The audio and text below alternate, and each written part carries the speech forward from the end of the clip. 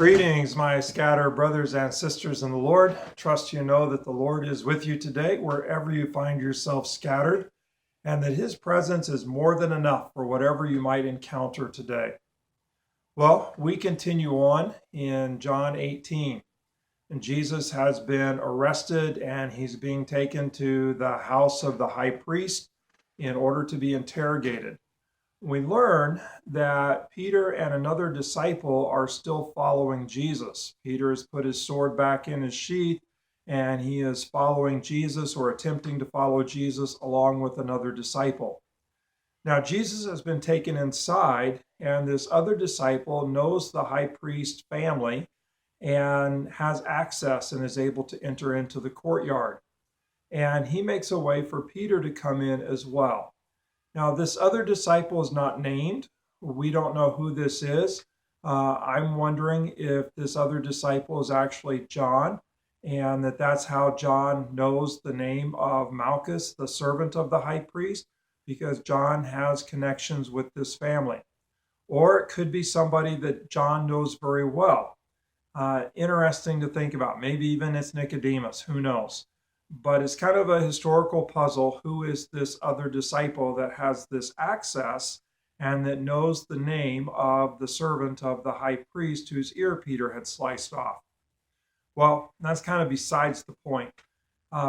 He has access, and Peter's not able to get in at first, but then he speaks on behalf of Peter, and Peter is able to enter into the courtyard and, in a sense, to keep following Jesus. But what happens is that when Peter passes in through the gate, the doorkeeper, a servant girl, sees Peter and asks Peter, "Are you one of this man's disciples too?" She already knows that the other guy is a disciple, and so she's thinking that Peter must be a disciple too, in order for the other disciple, the unnamed disciple, to speak on Peter's behalf so that he can come in. But Peter denies it. He says he's not one of Jesus' disciples.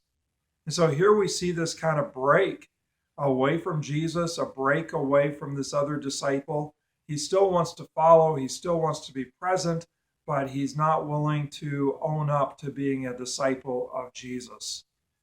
Once inside, it's somewhat of a crowd, I guess. Jesus is further into the household, being interrogated. Peter finds himself outside in the courtyard, and it's cold, and he's standing around a charcoal fire with others, and he's trying to warm himself. Really interesting, John's comments here, that Peter has just denied Jesus, and then John tells us that it's cold, and Peter is standing around a fire with others trying to warm himself. Kind of makes me think back about the comments about Judas, that Judas left at night, and that here we have Judas traveling with men who are seeing by lanterns and torches, and he left the light of the world. Here's Peter trying to keep himself warm. It's cold out, it's dark out, and he just denied Jesus. I can't help but wonder, if Peter had claimed to be a disciple, if he would have owned up to following Jesus, if he would have been so cold, if he would have had to warm himself. Seems to me that if he would have owned up to being a follower of Jesus, that there would be a warmth that Jesus would have given him. We don't read that the other disciple was trying to warm himself. It was Peter who was trying to warm himself. It's a pretty dangerous place to be, to deny Jesus and to be left at a place where we're trying to keep ourselves warm.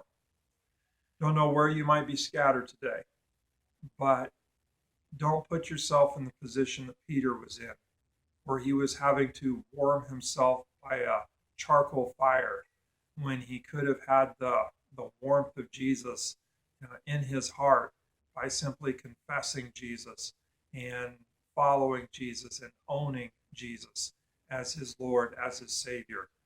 Wherever you're at, don't follow Peter's example today. Follow the example of that other unnamed disciple who claim to know Jesus.